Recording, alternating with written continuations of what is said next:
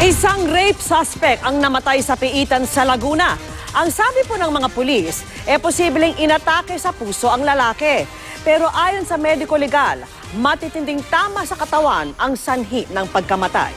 Nakatutok si Emil Sumangil, exclusive. Alas 11 ng gabi noong January 16, dinakip ng Alaminos, Laguna Police ang 54 anyos na karpinterong si Isidro Gonzales dahil sa reklamong rape at ikinulong sa detention facility ng Police Headquarters ng Alaminos, Laguna. Kinabukasan, dumadaing daw si Isidro ng pananakit ng katawan nang dalawin siya ng kanyang pamilya. Sabi niya sa akin, dalhin ko siya sa doktor. 2 beses akong pumunta, lumapit sa mga pulis, nagmakaawa ko sa kanila na dalhin ko yung biyanan ko sa ospital or kahit sa center lang. Hindi nila ako pinagbigyan kasi ang katwiran nila is mabigat yung kaso ng biyanan ko. Namumutla raw si Isidro at tadtad ng pasa ang mga braso. Tinatanong ko siya, bakit? Anong ginagawa nila sa'yo, Ama? Yun ang sabi ko. Hindi siya nagsasalita. Titingnan niya lang ako sa mata. Tapos takot na takot siya. Nanginginig siya. Buong katawan niya nanginginig. Sandali raw umalis ang pamilya para kumuha ng mga damit at kumot dahil nilalamig daw si Isidro. Pero pagbalik nila, wala na raw si Isidro sa piitan.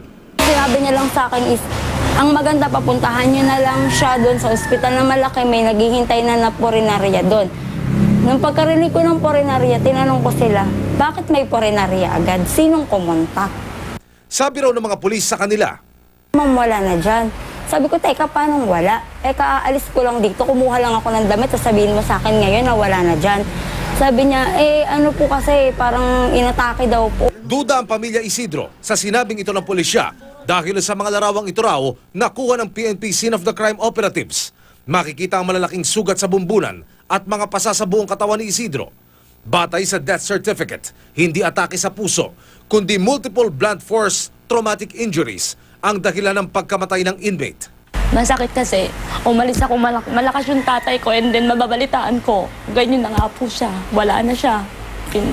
Para po siyang pinatay naman lang ng walang kalaban-laban. Planong idulog ng mga naulila sa National Bureau of Investigation ang insidente. Pag ganyan nangyari sistema sa ating bayan, wala. Paano mga mahihirap na walang kakayanan ipaglaban ng kanilang karapatan? Sinubukan ng GMA News na kuno ng pahayag ang Alaminos, Laguna Police. Pero ayon sa desk officer, wala raw ang hepe nilang si Police Senior Inspector Jolimar Celoterio. Emil Sumangil, nakatutok, 24 oras.